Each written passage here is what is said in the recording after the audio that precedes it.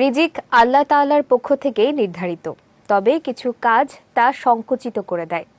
কোরআন হাদিসে বলা হয়েছে, পাপ, অকৃতজ্ঞতা, মিথ্যা, সুদ, জাকাত অবহেলা ও হারাম উপার্জন অভাবের কারণ। এসব থেকে বাঁচলেই রিজিকে আসে শান্তি ও বরকত। বিস্তারিত ডেস্ক রিপোর্টে। মানুষের রিজিক আল্লাহ তাআলার পক্ষ থেকেই নির্ধারিত। সৃষ্টির অনেক আগে থেকেই তা লিপিবদ্ধ। তবে আল্লাহর নির্ধারিত নিয়ম অনুযায়ী কিছু আমল রিজিক বাড়ায়, আবার কিছু অন্যায় ও পাপাচার রিজিক কমিয়ে দেয়। আল্লাহ তাআলা বলেন, বলুন নিশ্চয়ই আমার রব যার জন্য ইচ্ছা তার রিজিক প্রশস্ত করেন এবং যার জন্য ইচ্ছা সংকুচিত করেন, কিন্তু অধিকাংশ মানুষ তা জানে না। কোরআন ও সহিহ হাদিসে এমন কিছু কাজের কথা এসেছে যেগুলো মানুষের রিজিকের বরকত কমিয়ে দেয়। এগুলো হলো পাপ ও অবাধ্যতা রিজিক সংকুচিত হওয়ার অন্যতম প্রধান কারণ।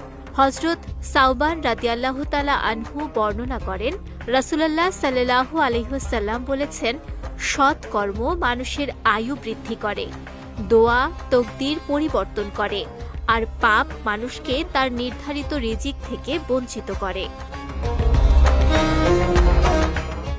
আল্লাহর নিয়ামতের প্রতি কৃতজ্ঞতা প্রকাশ না করলে নিয়ামত কমে যায় বা উঠে যায়।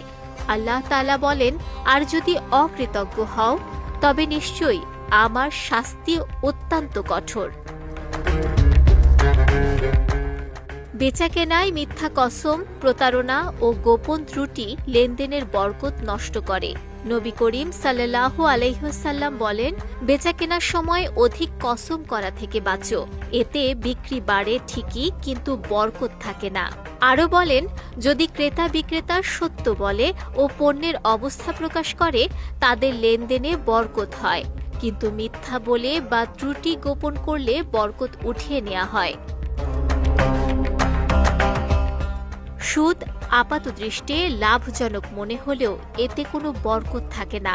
আল্লাহ তাআলা ঘোষণা করেছেন, আল্লাহ সুদকে ধ্বংস করে দেন এবং সদকা বৃদ্ধি করেন। জাকাত সম্পদের পরিশুদ্ধি, বরকত ও ভারসাম্য বজায় রাখার গুরুত্বপূর্ণ বিধান। জাকাত আদায় না করলে রিজিক সংকুচিত হয়। রাসূলুল্লাহ সাল্লাল্লাহু আলাইহি ওয়াসাল্লাম বলেন, কোনো জাতি যখন জাকাত আদায় করা বন্ধ করে তখন আসমান থেকে বৃষ্টি বন্ধ করে দেয়া হয়। যদি পশু জানোয়ার না থাকতো তবে এক ফোঁটা বৃষ্টিও পড়তো না।